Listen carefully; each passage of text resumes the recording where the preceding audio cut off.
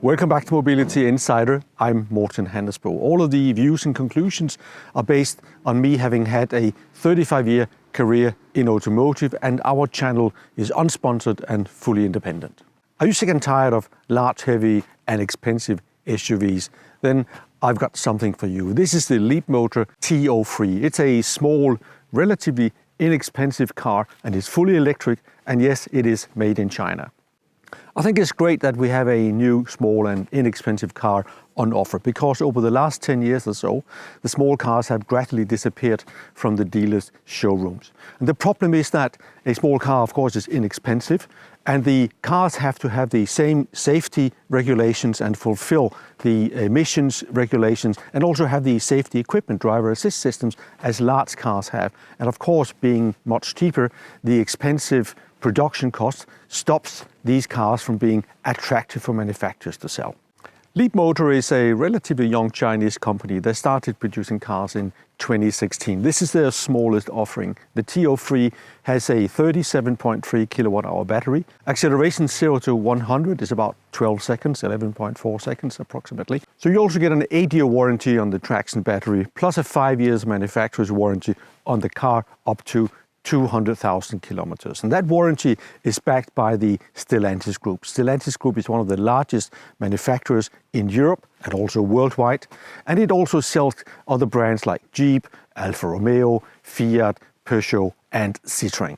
And this car is I would say, a no-nonsense, very small and practical car. Now let's take it for a drive, and I'll take it on our standard test routes, 57 kilometers with mixed driving, and we'll see how it performs in daily life. So how is the T03 to drive? Well, first impression is actually quite good. It does not feel like a cheap car. Everything is built really well. It's a solid feel to the car despite being an inexpensive vehicle.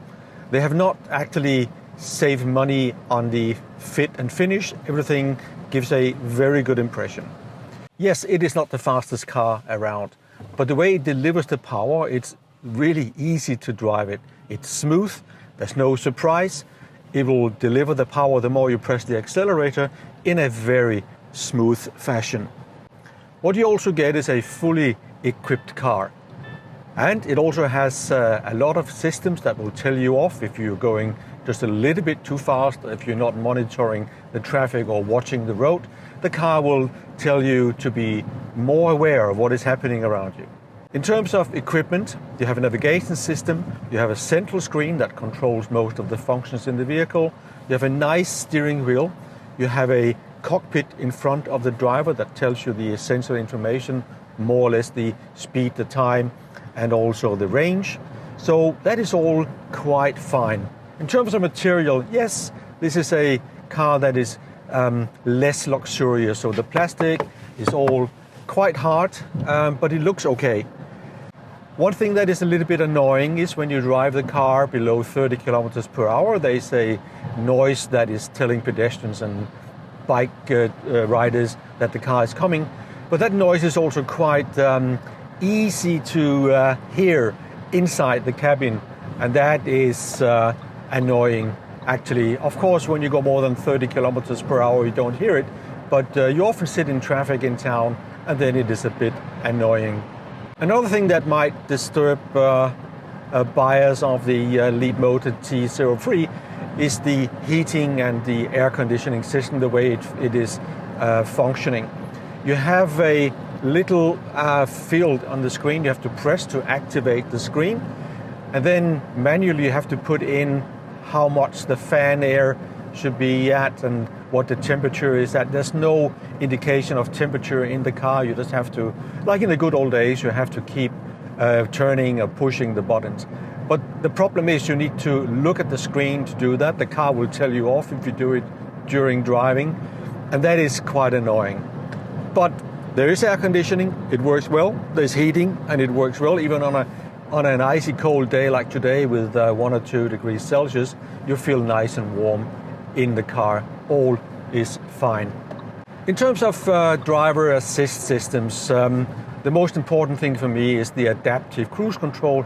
The car has that and it works really well. You press the button on the steering wheel, it will set the current speed at which you're traveling. And if you very quickly also use the turn dial on the steering wheel, the one you also have for the sound, for the radio, if you do that, that also works as an increase of the speed. You turn it up, say for 100 or 95, and then the car will slowly accelerate to the chosen speed you have. The battery, as I mentioned, has a decent size. The WLTP-range is quoted to be 265 kilometers. I've seen so during winter time, I can see the consumption 18.9 kilowatt hours per 100 kilometers with a good mix of country road and highway driving. So that gives you an indication of the range on a cold winterly day like today is about 200 kilometers.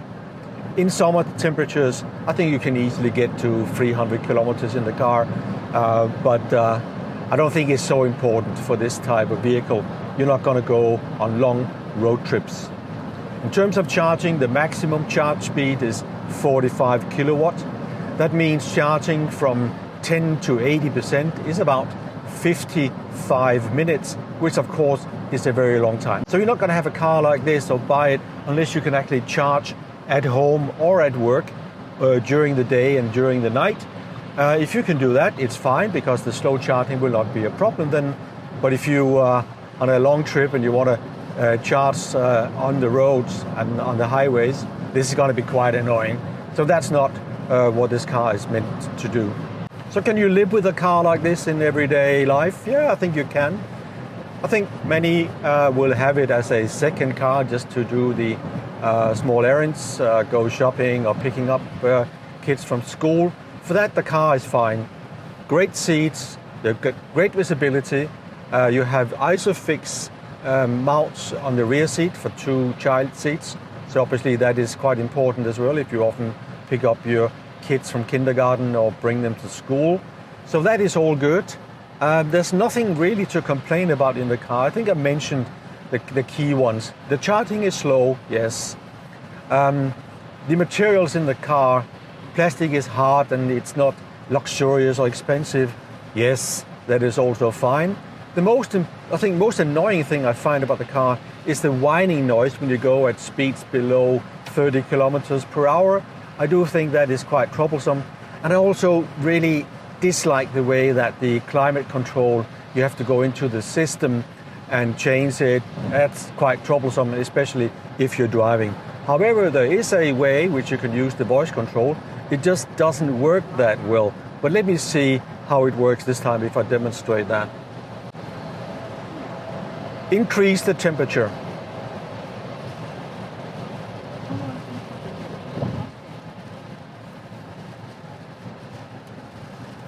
That worked, so let's try again. You can tell me. Decrease the temperature. ORC temperature has been adjusted. So this works fine. Yesterday I tried it. It didn't quite work that well.